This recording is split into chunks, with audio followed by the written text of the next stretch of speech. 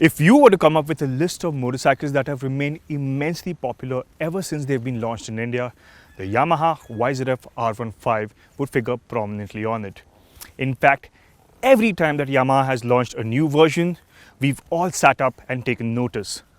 Today, we've got version 4 of Yamaha's fabled R15.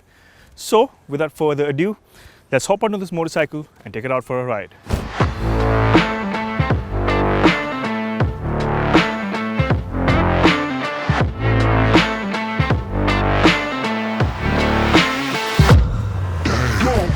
But before we fire up that engine, let's just soak in the new R15's design, because it certainly looks even better than what the pictures suggest. As has been the case with the R15s of yore, version 4.0 takes its design cues from a bigger Yamaha R series motorcycle. This time around, it is the new R7. I think this is the best looking R15 to date, and this new R7 inspired design looks very proportionate on this motorcycle. Plus, I'm a big fan of the new face. The front end looks sharp with the bifunctional LED projector headlight sitting inside the fore air intake. The LED position lights that flank the headlamp adds to the aggressive face. Slotted above the front fairing is a new windscreen that's shaped very well to shield you from head-on wind. Yamaha claims this fairing is more aerodynamic, helping it achieve its near 150 kph top speed with a little more ease. The side fairing flows neatly with the rest of the bike, and I love our test bike's racing blue paintwork with the dual-tone matte and gloss effect. The fuel tank is new, chunkier, and is shaped to offer more purchase for your knees to grab onto. The tank capacity, however, is the same as the version 3 at 11 litres. The tail section again is reminiscent of the R7's floating panels, and on the whole, this is one good looking motorcycle. It certainly managed to attract a lot of eyeballs everywhere we went. The only jarring element is that the angle of the exhaust doesn't match the angle of the tail. In the past, we've complained about the R15 version 3's non-Yamaha-like quality levels, and thankfully the company has listened to feedback.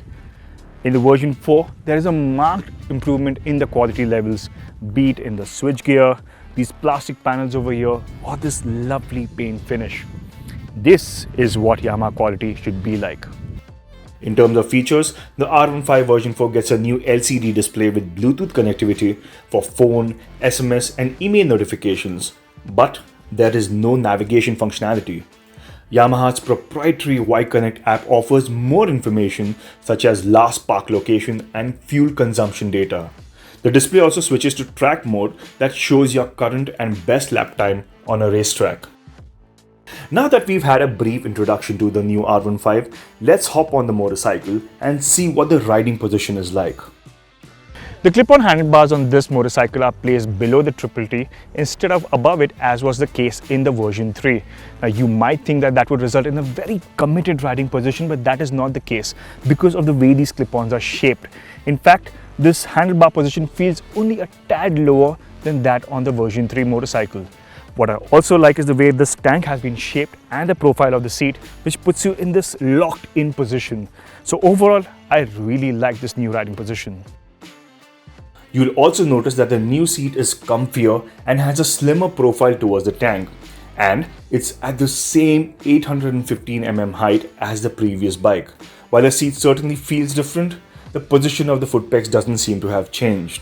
The end result is a properly sporty riding position without being too extreme. That being said, bear in mind that the super cool looking racer boy / girl riding position isn't suited for long highway stints.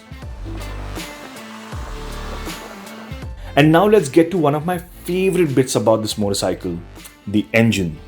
Because this 4-valve single is the star of the YZF-R15 show and undoubtedly one of the best small capacity motorcycle engines out there, even if it makes slightly less power. Despite the minuscule drop in peak horsepower, there's no perceptible difference in performance. This motorcycle still feels as fast as ever, and I love this engine's eager to rev nature. And this thing is on song post 7000 RPM. The engine is delightfully free revving, tractable at low speeds for ease of riding in the city, and the variable valve actuation or VVA gives you that exciting extra top-end surge on the open road. Not only does this engine make slightly more torque than the version 3's engine, but it also peaks at 1000 RPM lower than that engine. We've not had the time to strap on a V-box testing equipment, so we can't really tell you about the true acceleration figures, but on the basis of feel alone, this may be a slightly quicker motorcycle than the R15 version 3. A bike came with the optional up-only quick shifter, and it works smoothly, but you can only use it in track mode. Now, considering the fact that this engine is largely the same as before and the motorcycle's curb weight remains unchanged at 142 kilos, the fuel economy should be around the same ballpark. For reference, the R15 version 3 returned 37.2 kpl in the city and nearly 50 kpl on the highway. But over and above the engine, what has forever remained a hallmark of the R15 is its handling, and the version 4 continues in the same vein. The Indian bike finally gets a non-adjustable USD fork, although the inner diameter of the tubes at 37mm is smaller than the 41mm fork on the version 3 motorcycle. That said, the inherently greater rigidity of a USD fork versus a conventional fork should bring in improved stability, especially while charging through a corner or braking hard. Other chassis modifications include a reinforced subframe. This, coupled with the proven Delta box frame that's been carried forward, comes together to offer a sweet handling package.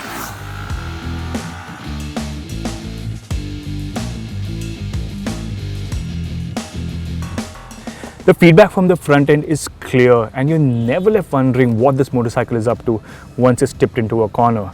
In fact, throughout a corner, this thing remains planted and stable, and it's also very forgiving, which makes it an awesome beginner-friendly motorcycle.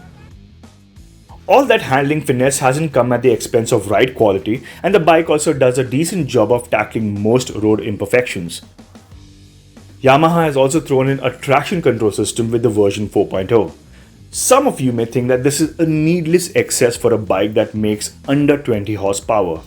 However, knowing how slippery and shoddy roads can be, safety systems such as this are always welcome.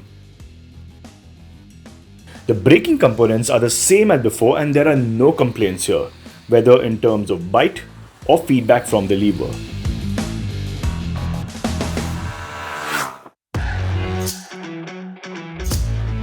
With the new design and feature updates, the venerable R15 gets a near 10 to 15,000 rupee price hike over the outgoing version, depending on the colors.